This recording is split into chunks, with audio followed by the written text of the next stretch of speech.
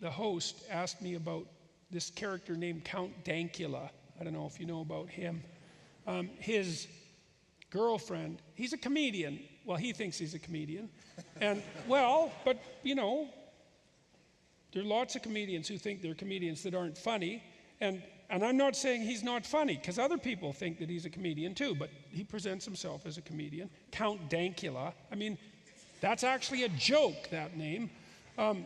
And his girlfriend had a pug, and I liked Count Dankula because he hated that pug. And I'm not very fond of pugs. I think they're hideous little creatures. And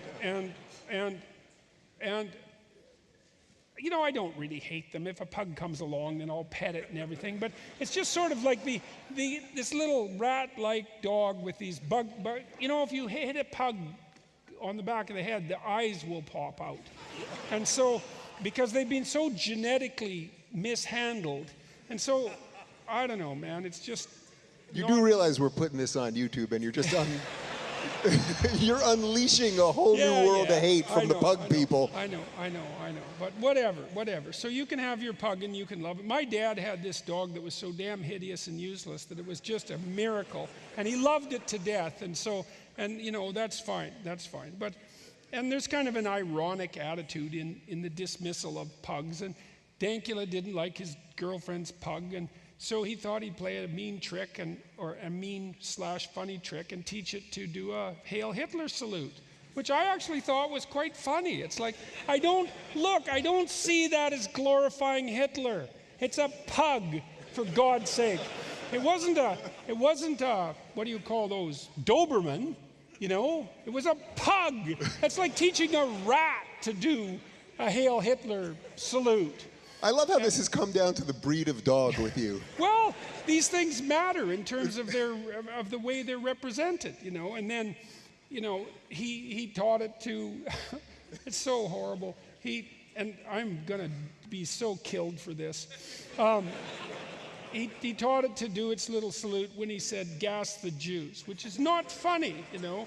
Except it's horribly funny, you know, that's the thing. Well, look, and so yeah, you laugh, that's right, because you're all horrible. And you know perfectly well that it's horribly funny.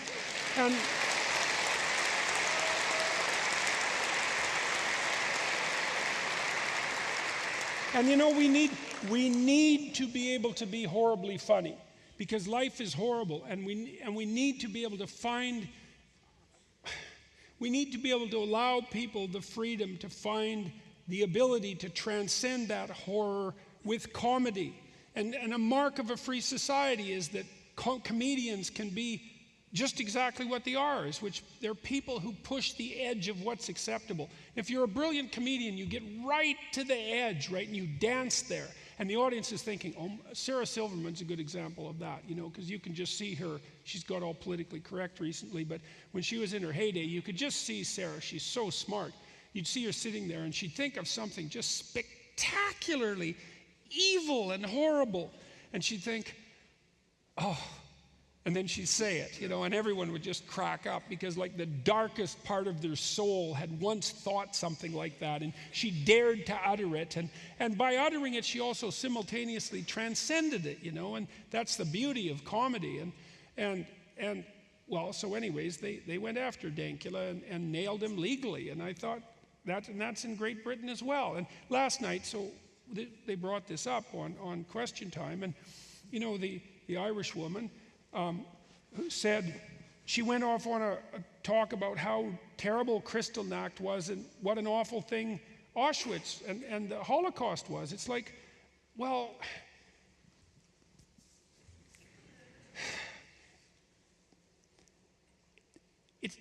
you're not that morally virtuous to notice that.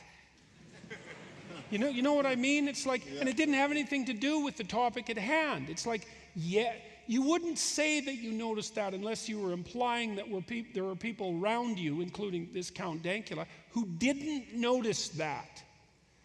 Okay, it had nothing to do with whether he should have been prosecuted for his stupid joke.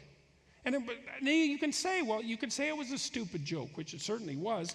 You could say that it was a hateful joke, which I don't agree with, by the way. But you could say that, and I think you could make a credible case for that.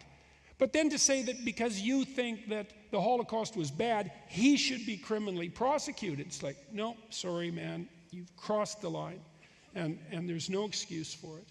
And so that's part of what's worrisome about the state of discourse in the free West. That same thing, comedians won't go to university campuses. It's the same thing. You don't get to be funny. So, and if you can't be funny, then you're not free. You know, the jester in the king's court's the only person who gets to tell the truth. And if the king is such a tyrant that he kills his jester, then you know that the evil king is in charge. And so when we can't tolerate our comedians, it's like, well, there you go. They're the canaries in the coal mine as far as I'm concerned.